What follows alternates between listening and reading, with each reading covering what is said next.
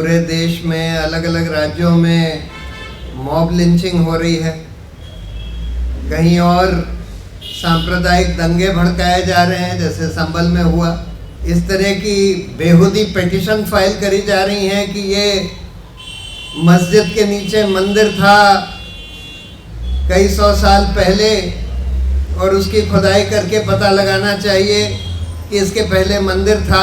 जहां भाजपा का राज है, पुलिस जो है उन लोगों के खिलाफ एफआईआर रजिस्टर कर रही है जो उसको उजागर कर रहे हैं, जैसे नदीम खान। आज वो शायद सिविल लिबर्टीज के स्पेस में सबसे मुस्तैद और सबसे इफेक्टिव कैंपेनर हैं सिविल लिबर्टीज के देश में, लेकिन आज उनके खिलाफ एफआईआर, हेट स्पीचेस की, मॉब लिंचिंग की, इस तरह के क्राइम्स की, तो उसको उजागर करना किसी तरह का भी अपराध नहीं बनता।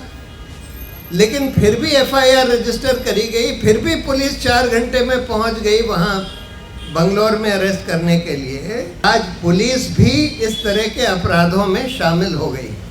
जो हेट क्राइम्स हिंदुस्तान में हो रही हैं उसमें भाजपा के राज्यों में, भाजपा जहां राज कर रही है, जिन पुलिस ऑफिसर्स ने इस तरह की एफआईआर रजिस्टर करी है उनके खिलाफ बहुत सख्त कार्रवाई होनी चाहिए।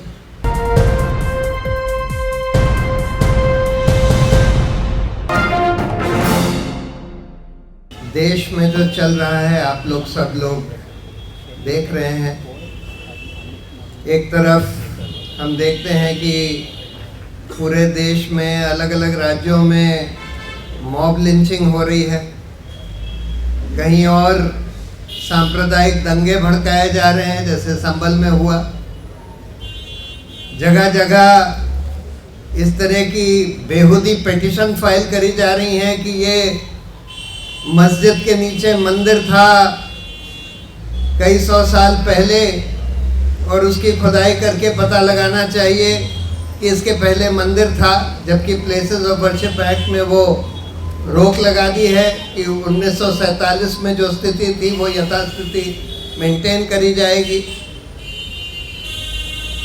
कुछ लोगों के ऊपर बस आरोप लगा के उनके घर बुलडोज कर दिए जा रहे हैं। लेकिन इन लोगों को पकड़ने के बजाय, यानी जो लोग परपेट्रेटर्स हैं इस तरह के घिनौने अपराध के, जो सड़क पर लोगों को लिंच कर देते हैं, जो बुलडोज़र चलाकर लोगों के घर ध्वस्त कर देते हैं, जो इस तरह के सांप्रदायिक दंगे भड़का रहे हैं, जो भड़काऊ भाषण दे रहे हैं, यति नरसिंहानंद जैसे लोग, उन लोगों के खिलाफ कोई एक्शन होने के बजाय हम देख रहे हैं कि जगह जगह पुलिस, खासकर उन राज्यों में जहां भाजपा का राज है, पुलिस जो है उन लोगों के खिलाफ एफआईआर रजिस्टर कर रही है जो उसको उजागर कर रहे हैं, जैसे नदीम खान। नदीम ने और उनके संस्था ने, association for protection of civil rights ने, कितने सारे इस तरह की घटनाओं के बारे में तहकीकात करके, फैक्ट फाइंडिंग करके रिपोर्ट बनाकर प्रकाशित करी है, यहीं से प्रकाशित करी है। आज वो शायद सिविल लिबर्टीज के स्पेस में सबसे मुस्तैद और सबसे इफेक्टिव कैंपेनर हैं सिविल लिबर्टीज के देश में, लेकिन आज उनके खिलाफ एफआईआर, जो सबसे बढ़िया। और इसलिए एफआईआर, जैसे आपको बताया कि उस एफआईआर को आप पढ़ लीजिए, कोई उसमें क्राइम नहीं है। अगर आप उसको हूबहू मान लीजिए तो उसमें कोई क्राइम नहीं बनती।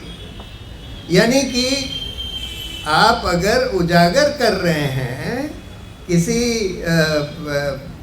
हेट स्पीचेस की, मॉब लिंचिंग की, इस तरह के क्राइम्स की, तो उसको उजागर करना किसी तरह का भी अपराध नहीं बनता। लेकिन फिर भी एफआईआर रजिस्टर करी गई, फिर भी पुलिस 4 घंटे में पहुंच गई वहां बंगलौर में अरेस्ट करने के लिए। तो ये सीधा दिखाता है कि आज पुलिस भी इस तरह के अपराधों में शामिल हो गई। जो हेट क्राइम्स हिंदुस्तान में हो रही हैं उसमें भाजपा के राज्यों में, भाजपा जहाँ राज कर रही है उन राज्यों में पुलिस इस तरह के हेट ऑफेंसेस में, वायलेंस में, इंटिमिडेशन में शामिल हो गई है। और मेरा ये मानना है कि इन पुलिस ऑफिसर्स के खिलाफ, जिन पुलिस ऑफिसर्स ने इस तरह की एफआईआर रजिस्टर करी है, उनके खिलाफ बहुत सख्त कार्रवाई होनी चाहिए। और ये अनफॉर्चुनेट है कि आज हमारे देश की अदालतें ये देख रही हैं लेकिन ये आदेश नहीं दे रही। कभी कभी रिलीफ देती हैं, बेल देती हैं, कभी कभी कुछ वॉश भी कर देती हैं केसेस को, लेकिन जिन लोगों ने झूठे केस बनाए, चलाए, लोगों को अरेस्ट किया, उन पुलिस ऑफिसर्स के खिलाफ कोई एक्शन अभी नहीं हो रहा। और ये होना बहुत ज़रूरी है, क्योंकि इस तरह का जो इंटिमिडेशन है, दादागिरी है पुलिस के द्वारा, ये तभी रुक पाएगी अगर इन पुलिस अफसरों के खिलाफ कोई एक्शन होगा। जुबैर के खिलाफ भी देखिए, मतलब क्या केस बनाया कि भाई आप नरसिंहानंद का उजागर कर रहे हैं कि उसने क्या किस तरह के भड़काऊ भाषण दिए, तो आप नरसिंहानंद के खिलाफ हेट फैला रहे हैं। आप नरसिंहानंद को मॉब वायलेंस का टारगेट बना रहे हैं, ये एफआईआर। यानी कि जो क्राइम को उजागर कर रहा है उसको आप कह रहे हैं, ये तो यही हो गया ना कि अगर आप किसी सीरियल रेपिस्ट को एक्सपोज करें कि भाई इसने एक के बाद एक 50 रेप कर दिए, तो फिर आपके ऊपर ये आरोप लगाया जाएगा कि आप उस सीरियल रेपिस्ट के खिलाफ हिंसा भड़का रहे हैं, क्योंकि उसके खिलाफ हेट फैला रहे हैं। यानी देश या हमारे देश की व्यवस्था इस हद तक पहुंच गई है कि इस तरह के पुलिस ऑफिसर्स के खिलाफ कोई एक्शन नहीं हो रहा।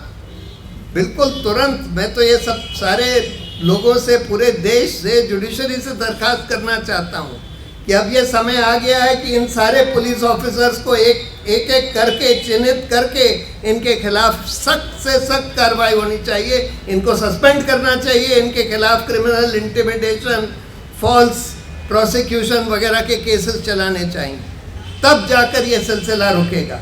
और नहीं तो ये देश जो है, इस देश में कानून का राज बिल्कुल ध्वस्त होता चला जा रहा है। और ये मत सोचिए कि सिर्फ एक ही कौम के ऊपर ये आफत आएगी।